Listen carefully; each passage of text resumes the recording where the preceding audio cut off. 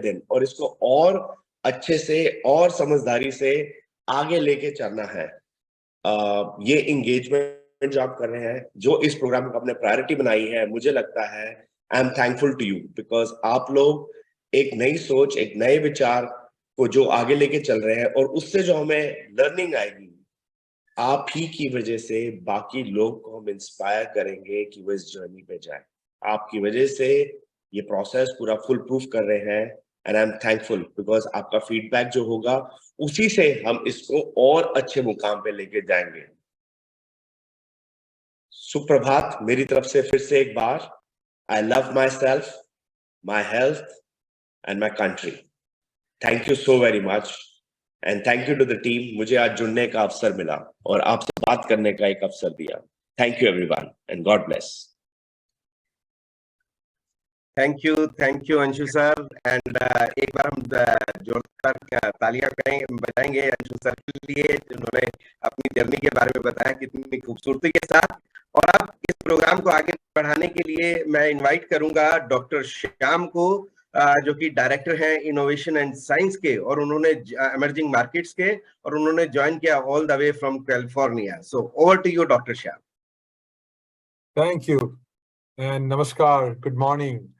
पिछले 10 दिन में हमने अपनी वेलबीइंग की गहराइयों में एक यात्रा की, जिसमें हमने अपने गट के गहरे महत्व को समझा। ये यात्रा ने बताया कि आपका डाइट एक महत्वपूर्ण गार्डियन है आपके हेल्थी गट माइक्रोबायोम का, राइट। सो हमने हमारे फूड चॉइसेस के इम्पैक्ट को भी समझा, जैसे कि एनिमल प्रोटीन्स और plant proteins, high sugar foods के बारे में समझा, हाई फैट्स के बारे में समझा, फैट प्रोसेस आइटम्स और स्मोकिंग और अल्कोहल कैसे इम्पैक्ट करते हैं हमारे गट माइक्रोबायोम को, राइट। ये सब हमारे गट माइक्रोबायोम को सुरक्षित रखने के लिए we have to work towards it. हमको तैयारी करनी पड़ेगी इसके। लास्ट 10 days हमने बहुत इसके बारे में डिस्कस किया, और कल के एक टॉकिंग पॉइंट था माइंडफुल ईटिंग और लाइफस्टाइल प्रैक्टिसेस। इन हैबिट्स को अपनाने से हम अपने डाइजेशन एनहांस कर सकते हैं, स्ट्रेस को रिड्यूस कर सकते हैं, और आपको याद है PSNS, पैरासिम्पैथेटिक नर्वस सिस्टम, उनको बढ़ा सकते हैं, ताकि हम रिड्यूस स्ट्रेस कर लें और फिर हम हेल्थी रहे, और हमारा डाइजेशन भी बहुत बढ़िया, गट माइक्रोबायोम को सपोर्ट करने के लिए। तो फाइनली हमने हेल्थ के पिलर्स को एक्नॉलेज किया, रेगुलर एक्सरसाइज, स्लीप और स्ट्रेस रिडक्शन टेक्निक्स, योगा ये करे या मेडिटेशन करे। ये मेरा फ्रेंड्स वही चॉइसेस है जो हमारी हेल्थ को शेप करते हैं। तो चलो वाइसली करे, लेट अस चूज हेल्थ और वेल्थ टुडे। थैंक यू, नमस्कार। I will have Arjun. Yeah. Thank you, Shyam. And good morning. Very good morning, Amway. I think पिछले 10 दिन की जो जर्नी थी वो बहुत ही अमेजिंग जर्नी थी हम सबके लिए। और आपने देखा कि मैंने भी आपके साथ में रोज वो जर्नी ट्रेवल करी है। और सबसे बड़ी बात क्या है कि मैं ऑलरेडी अपने ट्रांसफॉर्मेशन जर्नी में था, पर जब मैंने ये जर्नी आपके साथ शुरू की, सही में मैं अजय की बात से पूरी तरह से इको करता हूं कि एक डिफरेंट टाइप का एनर्जी और एक फिटनेस हेल्थ जो बोलते हैं ना, गट हमारी आतड़ियां बोल रही है हमें कि थैंक यू सो मच। वो क्योंकि देखिए, आप सबसे बड़ी बात क्या हुई है इसमें, रोज डिसिप्लिन जिसकी हम बात कर रहे थे, रिदम जिसकी बात कर रहे थे, सुबह 6:30 बजे उठना, मतलब 6 बजे ऑफकोर्स उठना, 6-6:30 बजे सेशन में आना, आधे घंटे। जब हम लोग सीख रहे हैं तब भी हमने देखा काफी लोग कुछ व्यायाम कर रहे हैं, कोई वॉक कर रहे हैं, अजय तो ऑलवेज वॉक करते रहते हैं, राइट। और उसके बाद में फिर हमें एक्सरसाइज करना, और फिर हमें ये रिमाइंडर देना कि हमें आज हमारा फाइबर लेना है ब्रेकफास्ट से पहले, और फिर वापस वो हेल्दी ईटिंग हैबिट्स का ये जो रिदम है ना, ये बहुत ही एक इंपॉर्टेंट एस्पेक्ट है गुड हेल्थ का। और उसके लिए जैसे डॉक्टर श्याम ने भी बताया कि हमने कल बड़ी एक इंटरेस्टिंग बात की थी कि माइंडफुल ईटिंग। देखिए क्या होता है, ये बड़ी बोलने में हम ऐसे बोलते हैं कि हाँ हमें अवेयरनेस से खाना चाहिए, हमें पर आप देखिए ये छोटी सी जो बात है ये बड़ी ही इंपॉर्टेंट एक एस्पेक्ट होता है हमारा लाइफ का, क्योंकि हम कई बार हम भागते भागते कुछ खा लेते हैं, कहीं मीटिंग में कुछ करते करते कुछ खा लेते हैं, हमें ये नहीं पता होता कि हम एक्चुअली खा क्या रहे हैं। मैं आपको बता रहा हूँ कि कुछ प्रोसेसेस, स्पेसिफिक प्रोसेसेस है आयुर्वेदा में, जिसमें आपको एक सिंपल फ्रूट, एप्पल या बनाना ऐसा दिया जाएगा, और आप जब खाएंगे उसको तो आपको लगेगा कि आपने लाइफ में कभी ये ऐसा बनाना और ऐसा एप्पल खाया ही नहीं, क्योंकि कभी हमने उसको इतनी अवेयरनेस से, उसके टेस्ट को, उसके सेंसेस को, उसकी फ्लेवर को, उसके अरोमा को समझा ही नहीं। हम आए और हमने फटफट से कुछ भी खाया और हम अपने काम पे निकल लिए। और there is a big role of healthy gut and healthy living in mindful eating. और इसी को चीज को थोड़ा सा एक एक्सटेंड आगे करते हैं, क्योंकि हम 10 दिन में देखिए आपके साथ में काफी सारी चीजों में हम आपकी ग्रोसरी स्टोर में आपके साथ चले गए, आपके साथ आपके किचन में चले गए, आपके साथ आपकी डाइनिंग टेबल पर आ गए। एक और इम्पोर्टेंट एस्पेक्ट जो हमने जब सेशन शुरू करने से पहले जिस पे बात की थी वो था माइंडफुल कुकिंग। देखिए क्या होता है ना कि हम जैसे बोलते हैं ना कि यार घर का खाना है ना बड़ा टेस्टी होता है, और जब भी हम रेस्टोरेंट में आते हैं तो हम क्या बोलते हैं, यार घर वाली दाल है क्या। कभी कभी कहीं कहीं रेस्टोरेंट में तो लिखा भी होता है घर की दाल, है ना, या घर जैसी सब्जी, सीजनल, है ना, वेजिटेबल। उसका कारण क्या होता है, क्योंकि ये प्रूवन है कि जो आप घर में कुक करते हैं वैसा खाना आपको रेस्टोरेंट में नहीं मिल सकता। वन ऑफ द रीजन जो मुझे समझ में आता है, जो मैं सोचता हूँ, वो ये है कि जो रेस्टोरेंट में खाना बनता है ना वो कमर्शियल पर्पज से बनता है, राइट। और घर में जो खाना बनता है ना वो एक भावुकता, एक इमोशंस, एक प्रेम से, आप माँ अपने बेटे के लिए, है ना, या हस्बैंड अपने बच्चों के लिए, है ना, फादर, जैसे मैं भी कई बार अपना अपना जो है ब्रेकफास्ट घर पे कुक करता हूँ बच्चों के लिए, राइट। वो जो भावना है, वो जो इमोशंस है, वो कहीं ना कहीं मिसिंग होते हैं। और एक और बहुत इंपॉर्टेंट एस्पेक्ट है माइंडफुल और अवेयरनेस कुकिंग कुकिंग का, और राइट है, और हेल्दी कुकिंग का, वो क्या है जो हमने बात किया था कि एंशियंट टाइम में या फिर कुछ सालों पहले तक हमारे घर में जो खाना होता था वो चूल्हे पे पकता था और अर्थन पॉट पे पकता था। और उससे पर्पस क्या सॉल्व होता था कि खाना एक स्लो कुकिंग प्रोसेस से, एक न्यूट्रिशनस वे से, प्रोसेस के थ्रू एक कुक होता था। अब हमारी जैसे जैसे लाइफ स्टाइल फास्ट होती जा रही है, कॉम्प्लीट हो जाती है, हमने हमारी लाइफ में माइक्रोवेव ऐड कर लिए, हमने एयर फ्रायर्स ऐड कर लिए, हमने बड़े फास्ट कुकिंग पैन ऐड कर लिए। बट इस सब चीजों के थ्रू हमने ये कॉम्प्रोमाइज कर लिया कि जो क्वालिटी ऑफ फूड है वो हम उसको उस क्वालिटी को मेंटेन नहीं कर पा रहे हैं जब हम कुक कर रहे हैं। और उसी क्वालिटी को, वही अर्थन पॉट, वही स्लो कुकिंग, वही न्यूट्रिशनस वे ऑफ कुकिंग को आपकी लाइफ में वापस लेके आता है एमवे क्वीन। क्योंकि एमवे क्वीन में वो सारे कंपोनेंट इनकॉर्पोरेट किए गए हैं जहां पर कि आपको बताया गया है कि कैसे कम से कम ऑयल में, कैसे कम से कम पानी में आप अपना खाने को कुक कर सकते हैं, कम से कम ऑयल में आप खाने को कुक कर सकते हैं, और एकदम slow steam, uniform way of heat process के थ्रू, कम स्टीम पर, एकदम कम आंच पर आप उतना ही डिलीशियस। क्योंकि देखिए डिलीशियसनेस जो है ना खाने की, वो सबसे इंपॉर्टेंट पार्ट होता है। क्योंकि अगर खाना बहुत न्यूट्रिशियस हो पर डिलीशियस ना हो तो लोग मजा नहीं आएगा, राइट। पर एमवे क्वीन आपको वो वापस से एक ऑप्शन देता है, और इसीलिए हमने आज सोचा कि क्यों ना हम आज शेफ संजय को इनवाइट करें यहाँ पर, और हम सब लोगों को वो सिखाएं कि कैसे एक डिलीशियस ब्रेकफास्ट, डिलीशियस लंच को कुक किया जा सकता है एमवे क्वीन की मदद से। और फिर इसके लिए मैं शेफ संजय को इनवाइट करना चाहता हूँ। फिर जोरदार तालियों के साथ में chef Sanjay, over to you. Good morning, everyone. Could we have me on camera 1, please? Great, thank you. Good morning, everyone. हम लोग आज जैसे हम सब बात कर रहे थे about nutritious cooking, certain things like air fryer and ovens that have come. इतनी सारी ये सब ovens वगैरह जो आ गए हैं, और फास्टर कुकिंग हो रहा है बट न्यूट्रिशियस नहीं है। तो अभी जैसे बताया इसके बारे में कि एमवे क्वीन जो है उसके अंदर न्यूट्रिशियस कुकिंग होता है, जीरो ऑयल कुकिंग होता है। ये सुनने में तो बहुत सारे लोगों ने सुना है, बट इट इज बेस्ट कि हम इसको आपको दिखाएं। तो अभी मैं एक रेसिपी बना रहा हूँ जिसके अंदर मैंने कुछ चेंजेस किया है। इट्स लाइक नवरत्न कोरमा जैसे है, मगर उसको चेंज किया है उसको और ज्यादा हेल्दी बनाने के लिए। तो अभी मैं आपको वो रेसिपी दिखाऊंगा। Let's go to camera 2 please. तो वी विल स्टार्ट। तो एम्वे क्वीन के लिए बहुत ज्यादा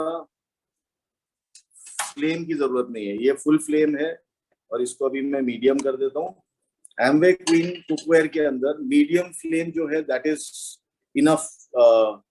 तो इसी से वो बर्तन इतना गर्म हो जाएगा तो आपका गैस भी ज्यादा वेस्ट नहीं होता है, या व्हाटएवर आप यूज कर रहे हो वो भी ज्यादा वेस्ट नहीं होता है। और ये काफी मीडियम जो है वही काफी होता है जो हीट है। और अभी तेल नॉर्मली हम लोग डालते हैं, सबसे पहले उसकी जगह मैंने 2 बड़े चम्मच पानी डाल दिया है और अनियन, 1 हरी मिर्च, गोभी। अब ये एक डिश है जो अजीब सा ट्रांसफॉर्मेशन हो जाता है इसके अंदर, एक अजीब सा चेंज आ जाता है इसके अंदर। तो आप ध्यान से देखें, इसमें मैं डाल रहा हूँ थोड़ा सा काजू, अदरक और लहसुन, और इसको मैं सिर्फ इतने से पानी में स्टीम करूंगा। और ये 1 हरी मिर्च है इसके अंदर, तो ये मैंने डाल दिया है इसके अंदर और कुछ भी नहीं डाल रहा हूँ, क्योंकि अगर आप देख सकते हैं तो पानी हीट होना शुरू हो गया है, आप यहाँ से देख सकते हैं। सो इवन हीटिंग की बात हो रही थी, इवन हीटिंग अगर आप ये साइड में देखेंगे यहाँ पर जो है वो डॉट्स आ गए हैं, इस साइड में आ गए हैं, इस साइड में आ गए हैं, तो हर जगह पे इफ यू विल सी जो है हीटिंग जो है वो हो रही है। ये एक 5 प्लाई का बर्तन है, इसके अंदर 5 अलग अलग प्लाईज है। इसको मैं सिर्फ बंद कर देता हूँ और इसको पकने देते हैं थोड़ी देर के लिए।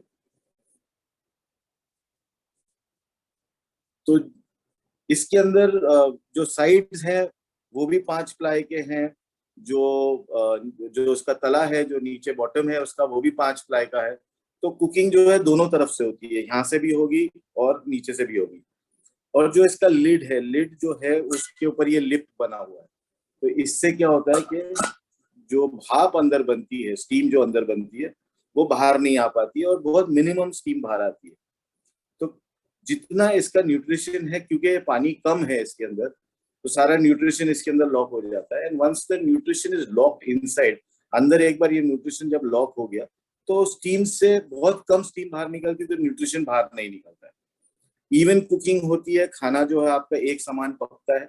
जो लिड है, लिड का फायदा ये होता है हमको कि जब स्टीम निकल नहीं रही है और अंदर ही उसको होल्ड कर रही है, तो सारा न्यूट्रिशन ऊपर जाता है स्टीम के साथ में और फिर वापस उसके अंदर आ जाता है। तो ये आप देखोगे ये स्टीम के ऊपर ही इसका एक लॉक बन रहा है, दिस इज कॉल्ड वाइटर लॉक। अगर आप साइड से एक रिंग बन जाती है, जो पानी की एक रिंग है, मॉइस्चर की रिंग है, और वो मॉइस्चर बाहर जो उसको स्टीम को आने नहीं देता है। तो अगर आप देखेंगे ये इसके अंदर इसको लॉक कर रहा है और स्टीम को बाहर नहीं आने दे रहे, या मिनिमम स्टीम जो है, कम से कम स्टीम जो है वो बाहर आ रही है। तो अभी मैं थोड़ा सा मैजिक करूंगा इसको, इसको पकाना है तकरीबन 7-8 मिनट की अच्छे से पक जाए। और एक बार ये अच्छे से पक गया उसके बाद में आपको इसको मिक्सर में पीस करके एकदम उसका एक पल्प बना करके लाना है, एक पेस्ट बनाना है। तो आई जस्ट शो यू। ये इस तरीके से इसको पकाना है और इसके अंदर जो मॉइस्चर है इसी के मॉइस्चर में पक जाएगी ये।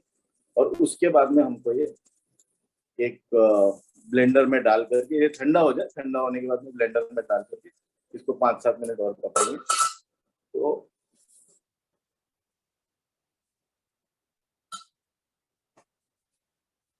नाउ मैजिक से समझ लीजिए ये आ गया और ये ब्लेंडर के साथ ब्लेंड होकर के ये भी आ गया। So we will start with water again, थोड़ा सा पानी,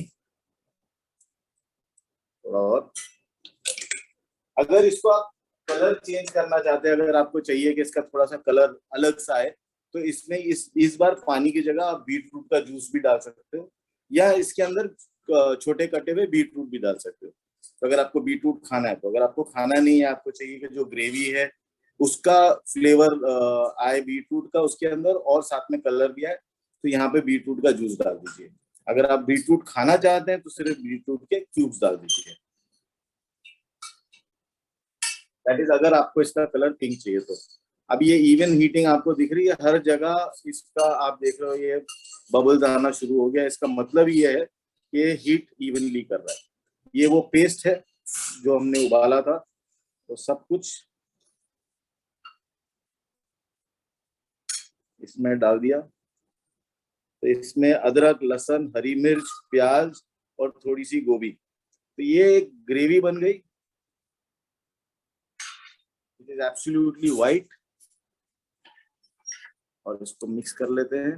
फ्लेम थोड़ा कम करेंगे, कम फ्लेम के ऊपर इसको अभी सिर्फ मिक्स कर रहा हूँ। ये ग्रेवी ज्यादा तो पकी गई है, बिकॉज हमने उसको अच्छे से स्टीम कर लिया था।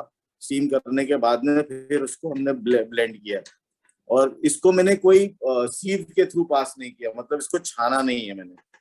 ये सिर्फ ब्लेंडिंग से ही उसको इतना अच्छे से इतना स्टीम कर लिया था कि आराम से ये ब्लेंड होकर के यहाँ तक पहुंच गया। नाउ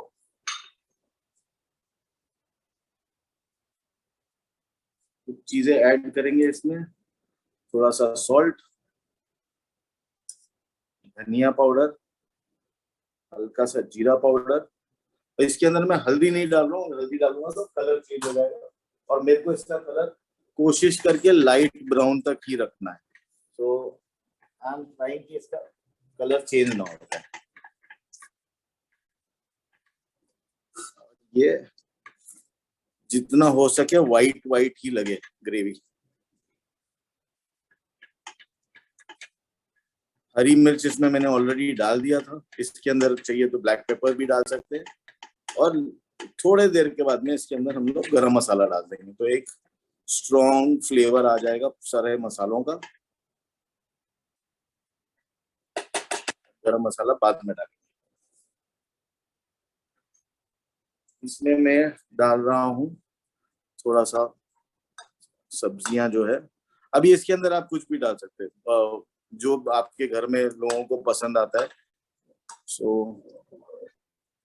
वेज नॉन वेज हर चीज बन जाती है इसके अंदर।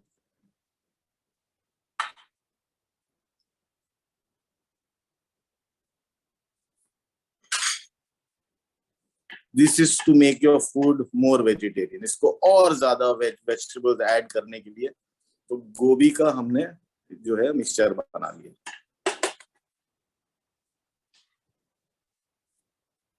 लाल बेल पेपर्स, पीला वाला बेल पेपर्स, इसमें हरा भी डाल सकते हैं।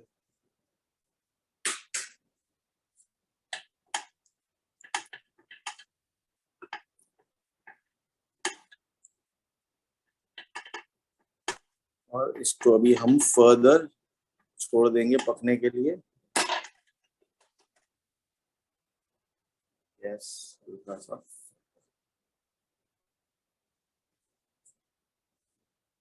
और मैं इतने देर से पका रहा हूँ, इसके अंदर ये लग भी नहीं रहा है। सो अगर आप देखेंगे कि जो बर्तन है वो ऐसा नहीं है कि तेल नहीं डाला तो चिपक गया। अगर आप फुल गैस करके छोड़ दोगे उसको तो बात अलग है, बट अगर आप इसको चला भी रहे हो या नहीं भी चला रहे हो, थोड़ी देर छोड़ भी दिया है आपने, तो चिपकता नहीं है। अनलेस इसको आप छोड़ दो और भूल जाओ, काफी हद तक नॉन स्टिक जैसा काम करता है।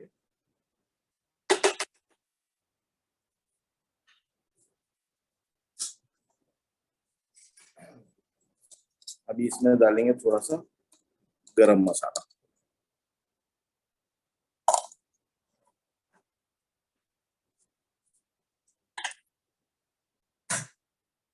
इसके बीच में अगर कोई सवाल हो तो if you can ask me question, I will be able to answer. अभी ही आप सवाल पूछ सकते हैं अगर किसी को कोई सवाल हो रेसिपी को लेकर के, या please repeat Sanjay ji, please repeat the ingredients.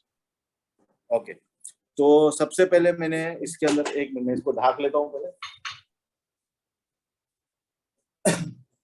सबसे पहले इसके अंदर मैंने डाला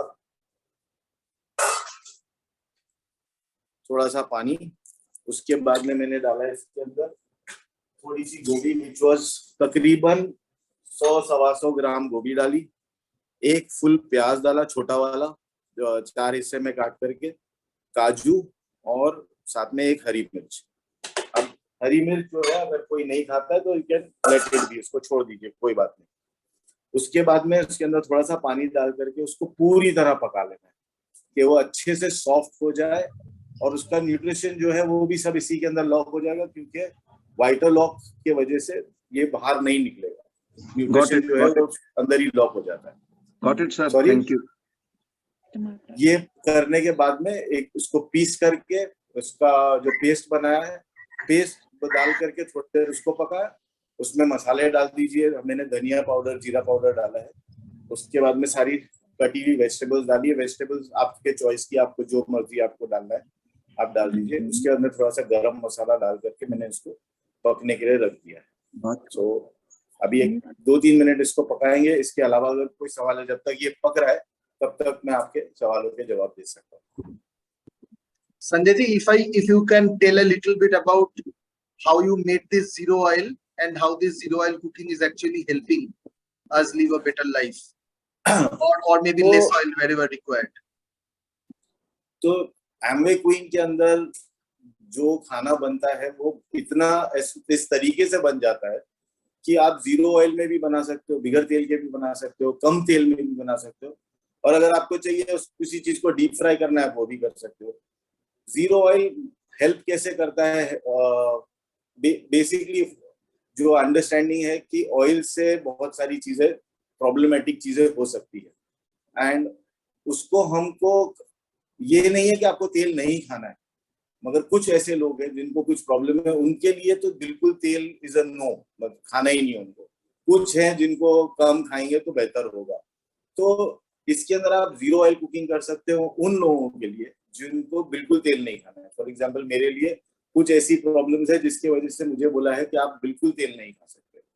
तो मेरे को जो भी मेरा खाना बनता है वो इसके अंदर बनता है, जीरो ऑयल में बन जाता है। It is so much easier for me कि मैं जीरो ऑयल कुकिंग कर सकता हूँ। जीरो ऑयल कुकिंग या लेस ऑयल कुकिंग ये मैं कैसे कर सकता हूँ इसके अंदर, क्योंकि इसका जो तला बना हुआ है, जो इसका बॉटम है वो बना हुआ है, इसके अंदर 5 प्लाई है ये पर्टिकुलर बर्तन में, और जो बाकी के इसके बर्तन है उसमें 3 प्लाई है, क्योंकि वो इस तरीके से बना हुआ है कि सारा इवन हीटिंग जो है वो देता है।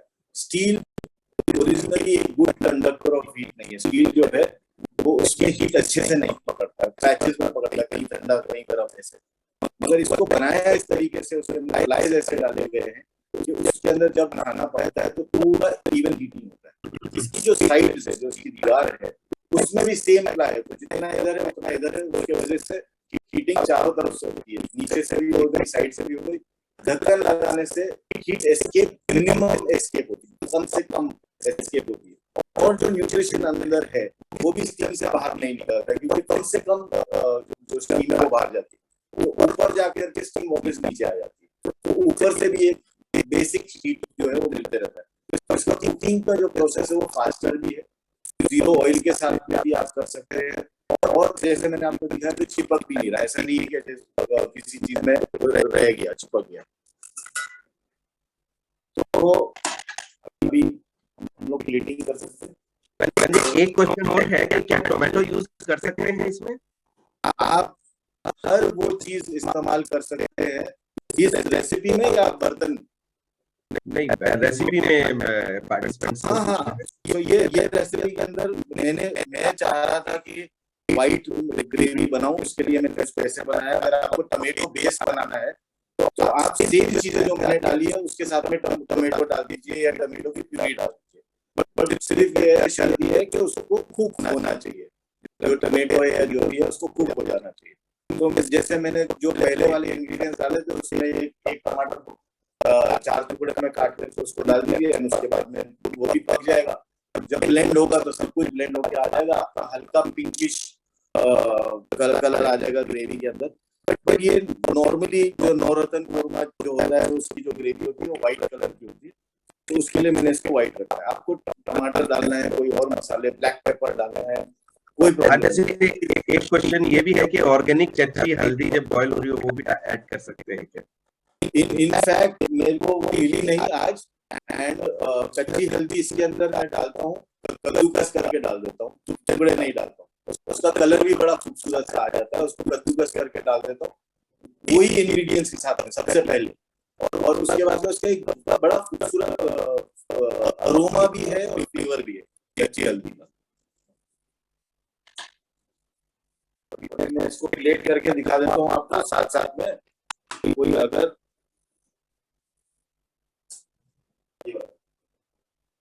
कोई सवाल है तो वो भी लेकर करूंगा आपके सवाल साथ साथ में। ये मैंने एक नॉर्मल प्लेट ले ली है, साथ में ये लीफ रखी है साइड में, this is just to show. Sanjay एक बार जो आपने वेजिटेबल्स सारी ऐड करी हैं उनको बता दीजिए एक बार फिर से। जी एक सेकंड बता।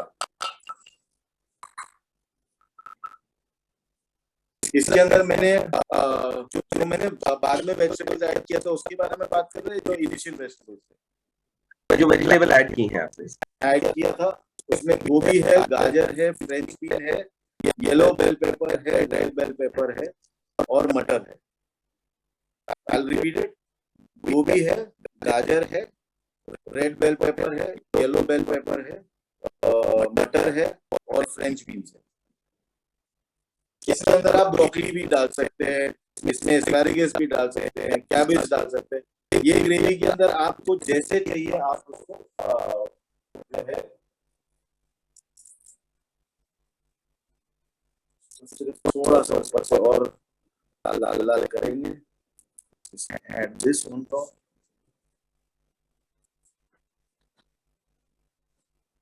और ये अपना तैयार।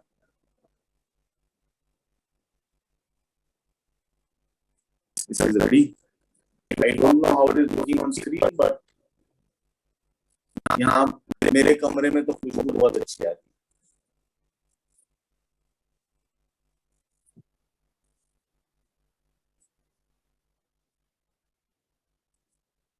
Any questions? Any further? Looking awesome. Good morning sir, मैं पूछना चाहता हूँ जो आपने जब ब्लेंड कर लिया सेकंड टाइम में आपने जब पानी डाला 2 चम्मच, उसी में आपने बोला था कि इसकी जगह पे 2 ये चीज और डाल सकते हैं अगर आपकी इच्छा हो तो, वो कौन सी चीजें थी? तो जब मैंने पहली बार पानी डाला था वो पानी था, जो दूसरी बार जब पानी डाला था मैंने बताया था कि इसकी जगह पे आप बीटरूट का जूस यूज कर सकते हो। बीटरूट का जूस यूज करने से ये जो ग्रेवी का कलर है वो व्हाइट से पिंक हो जाएगा। तो एक जब आदमी कलरफुल चीजें देखता है अपने खाने में तो एक्साइटमेंट होती है, खाने का दिल करता है, एंड आपकी बॉडी जो है उसको वांट करती है, चाहती है कि मैं इसको खाऊं। तो खाना जो है वो पहले आंखों से खाया जाता है, उसके बाद में नाक से सूंघा जाता है, फिर खाया जाता है। तो हमको जिसने भी बनाया उसने बनाया कुछ इस तरीके से कि पहले हम देखते हैं, फिर हम सूंघते हैं, उसके बाद में खाते हैं। तो ये 2 गेट्स है जिसको पार करने के बाद ही आप अपना खाना मुंह में डालते हैं। तो खूबसूरत लगे और खुशबू अच्छी हो और फिर खाएं तो आपकी वो बॉडी को लगेगा। तो आप इसको कलर करने के लिए इसके अंदर आप पिंक कलर, इसका पिंक हो जाएगा क्योंकि कुछ पार्ट ये व्हाइट है और रेड कलर जब उसमें मिक्स होगा तो पिंक हो जाएगा। तो बीटरूट का जूस भी डाल सकते हैं, और अगर आपको बीटरूट खाना है तो बीटरूट के क्यूब्स काट करके डाल दीजिए, वैसे ही पिंक हो जाएगा। So thank you Sanjay. नाम क्या है? नाम क्या है? What is the name of this dish? What is the name of this dish? Please नाम। हाँ, नाम आप रखिए और मुझे बताइए। ये मैंने कल ही सोची थी ये डिश को आप लोगों के लिए, तो ग्रेट, आप हमको सोच के बताइएगा। Great, thank you Sanjay ji, thank you. And सभी पार्टिसिपेंट्स को देखिए कितने खूबसूरती से संजय जी ने बताया है इस डिश के बारे में और कितनी यमी ये डिश लग रही है, और ये आप अपना कलर योर प्लेट की तरह से इसको यूज कर सकते हैं। और चलिए अब क्योंकि टाइम हो गया है एक्सरसाइज का, जो डेली एक्सरसाइज हमारी है उस रूटीन की तरफ हम आगे बढ़ते हैं। तो अब आपके बीच में मैं इनवाइट करूंगा मीनल पाठक को, जो कि आपको जो डेली की एक्सरसाइज का पार्ट है उस पर लेकर के चलेंगी। Thank you, over to you Meenal. Thank you so much, Manoj ji. Hello everyone, very warm morning. और आज हमारा gut reset का 10th day है।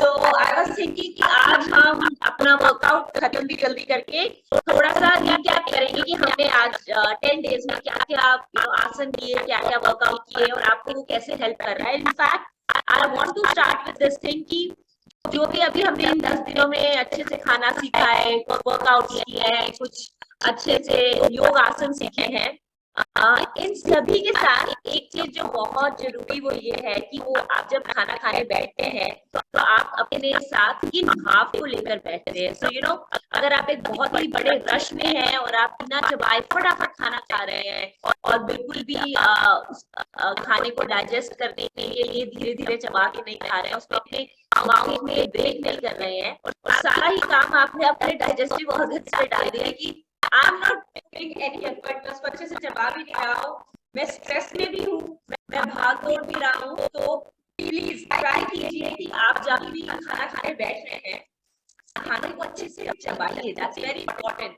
तो in fact there is this famous saying which says that जो खाना है उसको पीना चाहिए और जो पीना है उसको खाना चाहिए। मतलब जब आप खाना खाने बैठे हैं तो आप अपने खाने को अच्छे से चबा लीजिए, फिर जब आप वो अंदर ले जाए फिर उसके आपके डाइजेस्टिव ऑर्गन्स में इसको डाइजेस्ट करने का बहुत कम प्रेशर रहे। And so is this with the drinks.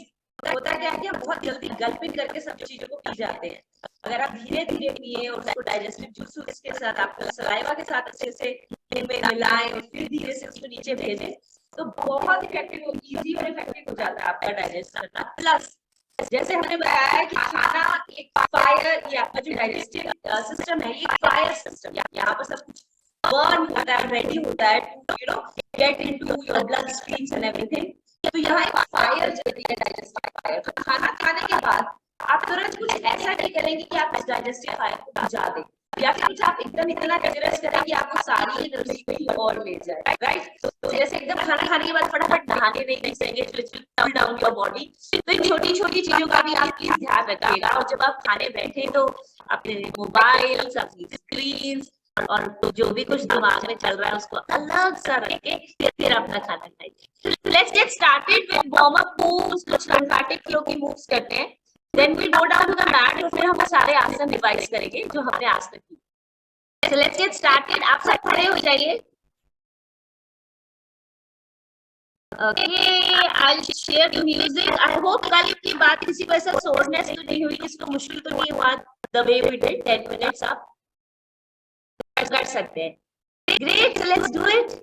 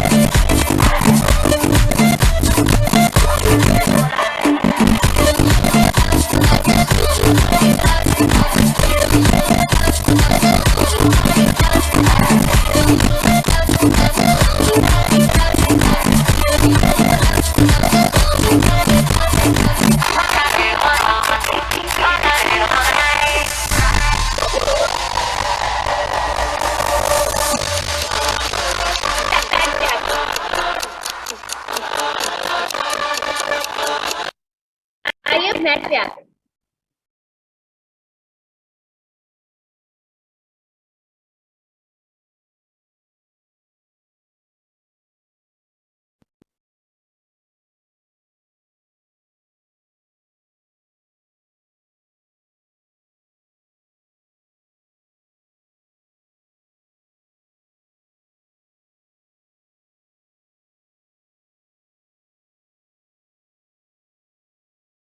सभी वे जो आसन सीखे हैं हम उसका कोई रिकैप करेंगे उन सभी आसन का मैट पर बैठ के।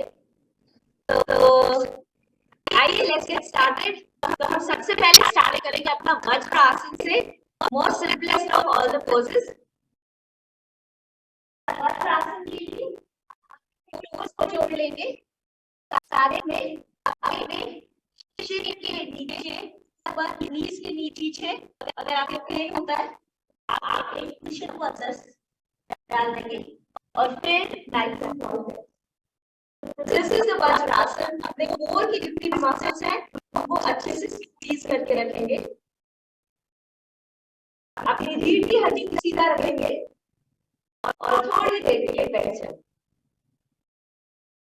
और मैंने आप सबको ये सिखाया कि जो कोर है वो सिर्फ आपका स्टमक नहीं है, ऐसा नहीं है कि सिर्फ पेट को अंदर खींच के आपको सांस रोककर बैठना है।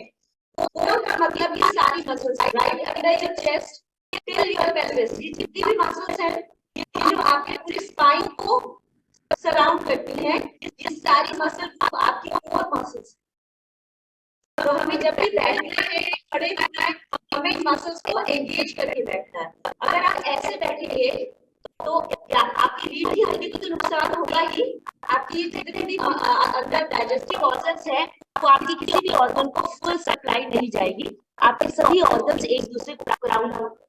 ठीक है, वज्रासन हम चलते हैं कैट एंड काउ स्ट्रेच में। अपने नोज को एक बार अच्छे से अंदर की तरफ स्ट्रेच करेंगे, फिर सीधा करेंगे, stretch it out and lengthen, stretch it out and lengthen।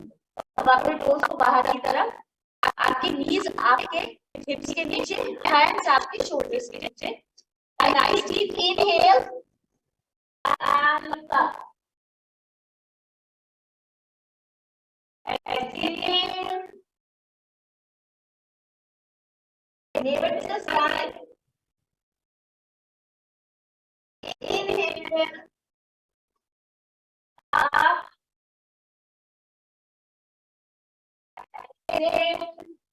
enable to the spine। ऐसा फील कीजिए कि यहाँ पर एक थ्रेड है और वो आपको ऊपर की तरफ फील है। अगेन इनहेल up,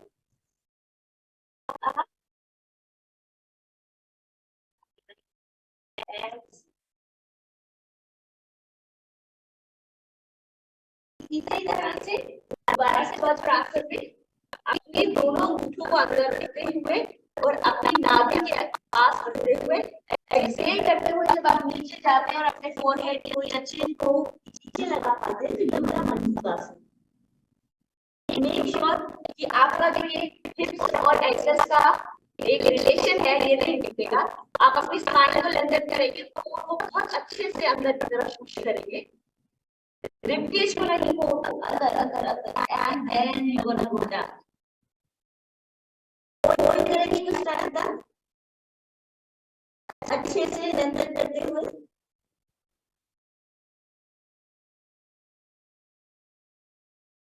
अगर पॉसिबल है तो आप अपने दोनों रिस्ट को अच्छे से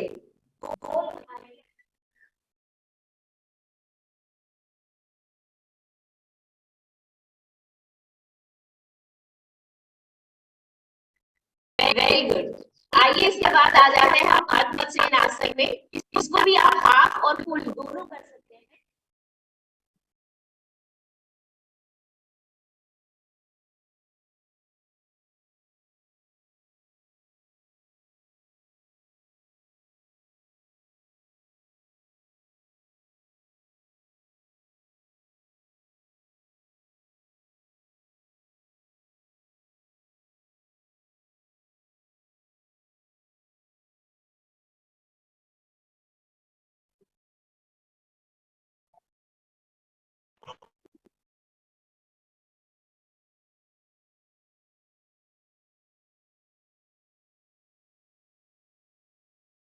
आप पहले भी एक साइड पर ही करके देखेंगे वन लेग। अगर एक साइड पे कर सकते हैं तो ठीक है, नहीं तो आप क्रॉस भी कर सकते हैं जो आपको कंफर्टेबल है। स्क्वीज करेंगे इसको अपने एल्बो से कोर के अंदर, back hand straight and lengthen रखेंगे और फिर दूसरी तरफ शोल्डर से ऊपर देखते हुए पीछे।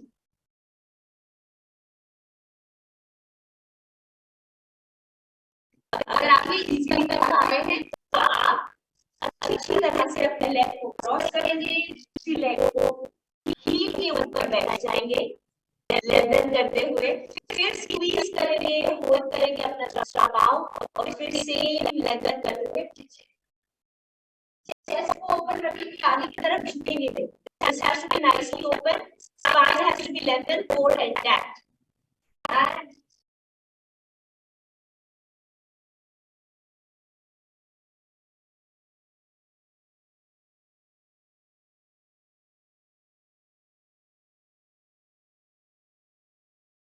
इसी तरह से दूसरी साइड करेंगे. लेग्स को पहले क्रॉस करेंगे, दूसरी लेग की हील को नीचे ले जाएंगे, पॉसिबल इस हील पे बैठ जाएंगे, अपनी लेग को मेंटेन करेंगे, ऑपोजिट एल्बो से स्क्वीज करेंगे, अपने पाँव के पंजों को पकड़ेंगे और एक्सेल करते हुए पीछे की तरफ चेस्ट ओपन और अपने शोल्डर्स के ऊपर की तरफ देखते हुए, शोल्डर से ऊपर की तरफ देखते हुए ट्विस्ट. आप देखेंगे जिस तरह से इसमें आपका स्पाइन ट्विस्ट होता है और जिस तरह से आप अपने मसल्स को इसमें दबाते हैं, तो आपकी किसी भी तरह का गैस आपके स्टमक में रह ही नहीं जाता. It's such a amazing anti bloating आसन.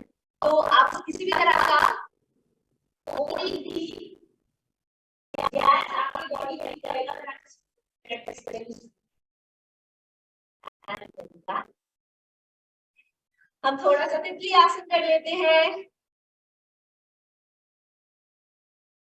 कोर को टाइट रखते हुए स्क्वीज करेंगे. Again great for full lymphatic flow and circulation. इसके बाद हम अपने स्पाइन पे आ जाएंगे. हमने दिया था ब्रिज फोर्स. ब्रिज फोर्स के लिए आप अपने फीट, अपने हिप्स और अपने शोल्डर्स को एक स्ट्रेट लाइन पे रखेंगे. कोर को एक एंगेज रखेंगे. Feet, हिप्स, shoulder. धीरे से अपने हाथों को साइड पे रख के ऊपर की तरफ आएंगे. जब आप ऊपर की तरफ आएंगे तो आप अपनी रिबकेज को बाहर की तरफ फ्लेयर नहीं करेंगे, अपने कोर को एंगेज करें. Your core has to be nicely engage. Glutes and quads सब अच्छे से एंगेज करते हो ऊपर. होल्ड करेंगे थोड़ी देर और फिर वापस. जब आप नीचे आएंगे आपको ध्यान रखना है कि आपकी स्पाइन आर्च नहीं, हर वर्टिब्रा मैट पे रहेगी. स्पाइन और मैट में कोई गैप नहीं रहेगा. अगेन कोर को एंगेज करेंगे, स्क्वीज करेंगे. बहुत ही अमेजिंग आसन है आपकी कोर की सारी मसल्स को एंगेज करने का. और फिर धीरे से आप रिलैक्स करेंगे. उसके बाद हमने बात की थी legs up the wall pose की. So legs up the wall pose is a very simple but very effective pose. तो इस पोज में आप अपने जो स्पाइन है उसको मैट पे रखते हैं, अपने पंजों को अंदर की तरफ खींचते हुए लेग्स को स्ट्रेट कर दो. सो ये सारा का सारा ब्लड फ्लो आपके पूरे एंडोक्राइन सिस्टम, आपके पूरे डाइजेस्टिव सिस्टम में आ जाता है. And great for improving your gut health. Hold करके रखेंगे, स्क्वीज करके रखेंगे. इसके बाद हमने किया था विपरीत करनी. तो वो जो कर सकते हैं अभी करेंगे, नहीं तो फिर हम आगे भी चल सकते हैं. सो विपरीत करने के लिए आप अपने शोल्डर्स को स्क्वीज करके एंगेज करके रखेंगे थ्रू आउट. एल्बोस को पास लेकर आएंगे चेस्ट के. होल्ड करेंगे अपने ग्लूट्स को, अपने नितंब को अपने हाथों में होल्ड करेंगे. आपका थंब बाहर की तरफ रहेगा. शोल्डर स्टैंड नहीं है, ये अपने शोल्डर्स पे नहीं आना है. आपको इसी फ्लो में ही अपने कोर की एंगेजमेंट बढ़ानी है. सो यू गो बैक और उसके बाद अपने अंगूठों को साइड की तरफ रखते हुए अपने ग्लूट्स को अपने हाथों, बस. Very good. और इससे हम जर्क से वापस आएंगे. अब जब आप आएंगे तो अगेन सेम वे अपने घुटनों को मोड़ते हुए धीरे से single vertebrae by single vertebrae नीचे आते हुए आप वापस. इसके बाद हमने किया थे पवन मुक्त आसन. आप स्टार्ट करते हैं सिंगल लेग से, नी टू द चेस्ट, और आपकी दूसरी लेग स्ट्रेच रहेगी बाहर की तरफ. तो उसको खींच देंगे तो बहुत अच्छा है, क्योंकि अगर किसी को क्रैम्प्स होते हैं और मुश्किल होता है तो आप अपने पाँव को नीज के पीछे से भी दबा सकते. इसी तरह से दूसरी साइड में स्ट्रेच करते हुए, एक्सेल आउट करते हुए अपने नीज को अपने कोर के अंदर अच्छे से दबाएंगे. टोज को खींच के रखेंगे. इसी तरह से दोनों दोनों घुटनों को अच्छे से अंदर खींचते हुए, कोर को एंगेज करते हुए स्क्वीज करके रखेंगे। आइए इसके बाद हम करते हैं स्पाइन ट्विस्ट आसन। इससे क्या होता है कि आपके आगे सारा का सारा जो कोर की मसल्स हैं, जितने भी डाइजेस्टिव ऑर्गन्स हैं, वो ऐसे ट्विस्ट हो जाते हैं, ऐसे द बेस्ट डिटॉक्स। तो सबसे पहले सिंपल है, आप सिर्फ एक टांग को सीधा रखेंगे, ऑपोजिट लेग को उठाकर दूसरी साइड पे ट्विस्ट करें, और अगर पॉसिबल है तो अपने एक हाथ से उसको इतने अच्छे से दबाइए कि पूरा ट्विस्ट हो जाए। कोशिश कीजिए कि अपने शोल्डर से अपने हाथों को नहीं, अपने शोल्डर्स को अपने हाथों को उठाएंगे नहीं, हवा में नीचे रखें, जिससे पूरा ट्विस्ट इफेक्टिव है।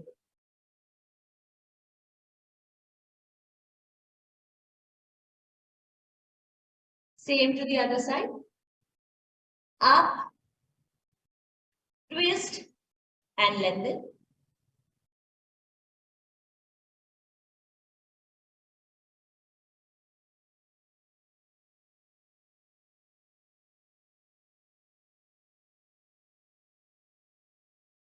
And then back. हमने व्हील पोज भी किया था, तो जो लोग कर सकते हैं वो करेंगे व्हील पोज, अदरवाइज आप ब्रिज में जाकर भी दोबारा वापस नीचे आ सकते हैं। सो व्हील पोज के लिए आपके फीट, हिप्स, शोल्डर सब एक साथ रहेंगे। आप अपने हाथों के फिंगर्स को अपने शोल्डर्स के पास रखेंगे और दूर नहीं ले जाएंगे। पास रखेंगे तो आपको ऊपर उठने के लिए साथ में सपोर्ट लगेगा, राइट। सो यहाँ पर स्क्वीज करेंगे, कोर को एंगेज करके रखेंगे और धीरे से ऊपर। अगर पॉसिबल है तो आप अपने हील्स को भी ऊपर उठा देंगे, पंजे पे। और फिर इसी तरह से धीरे से 1 वर्टिब्रे बाय 1 वर्टिब्रे रोल होते हुए वापस नीचे। आइए इसके बाद हम कुछ करते हैं वो आसन जो प्रोन पोजीशन में किए जाते हैं। आप क्या करेंगे? भुजंग आसन। अपने दोनों हाथ की हथेलियों को अपने चेस्ट के पास रखेंगे, टोज को पॉइंट करते हुए बाहर, स्क्वीज करेंगे, रोल करते हुए एक लंबा गहरा सांस लेंगे और ऊपर।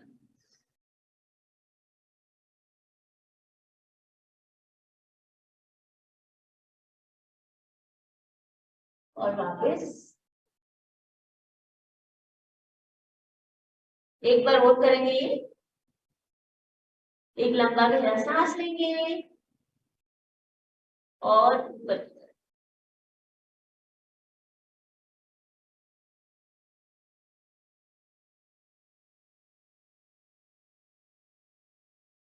इसके बाद लंबी गहरी सांस लेते हुए नीचे चाइल्ड पोज में आ जाएंगे।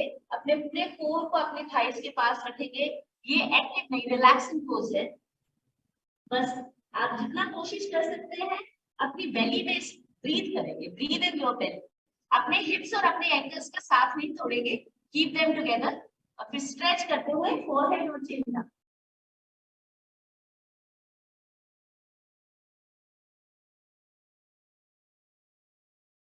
होल्ड करके रखेंगे इसको यहाँ 1 मिनट के लिए। ब्रीथ इन योर बेली, जितना हो सके आप अपनी बेली के अंदर ब्रीथ करेंगे।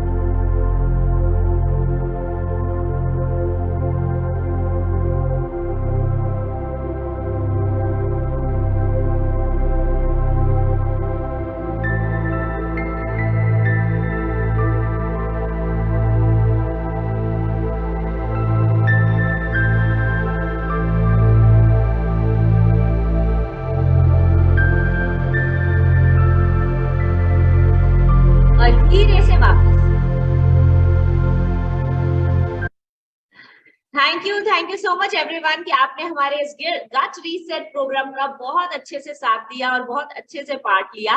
हम स्टार्ट करेंगे अपना नया प्रोग्राम, तो वी एक्सपेक्ट कि आप उस प्रोग्राम में भी अच्छे से पार्टिसिपेट करेंगे, अपने वीडियोस भी ऑन रखेंगे। हमने नोका आसन और कुछ फॉरवर्ड बेंडिंग आसन भी किए थे जो मैं आज नहीं करवा रही हूँ, बिकॉज मुझे उसके बाद आपको अच्छे से स्ट्रेच करवाना होता है। सो आप इन सभी आसन की रेगुलर प्रैक्टिस रखिए and then you will see कि कैसे ये आपकी पूरी गट हेल्थ को रीसेट करता है and then it is you know forever type of a journey. आप इसी जर्नी में बने रहे। Thank you Meenal for sharing such great, इतना अच्छा वर्कआउट बिगनिंग में शेयर करने के लिए, बताने के लिए, एंड आफ्टर दैट जो आसनास आपने शेयर करे, just amazing, and we all are following your workouts as well as the आसनास जो आप शेयर कर रहे हैं। Thank you Manoj ji, that's the whole idea कि आप अपनी रेगुलरिटी और अपनी कंसिस्टेंसी बनाए रखें। सो अब वैसे भी ये बहुत ही हमने इजी करके और ऐसे ब्रेक डाउन करके दिया था, सो दैट वो लोग जो करते हैं वो तो कर ही पाएंगे, जो नहीं भी करते हैं ना वो इस प्रोसेस से इन सभी को करना शुरू कर देंगे, तो आपको प्यार हो जाएगा इस प्रोसेस से, इन मूवमेंट से, ऐसा मूवमेंट करने से। Thank you so much, I see you soon today. Thank you, thanks everyone. आप सभी का बहुत बहुत धन्यवाद आज के सेशन में ज्वाइन करने के लिए, और अब हम शाम को फिर से मिलेंगे मेडिटेशन सेशन में। आपका दिन शुभ हो। Thanks to all of you, thank you.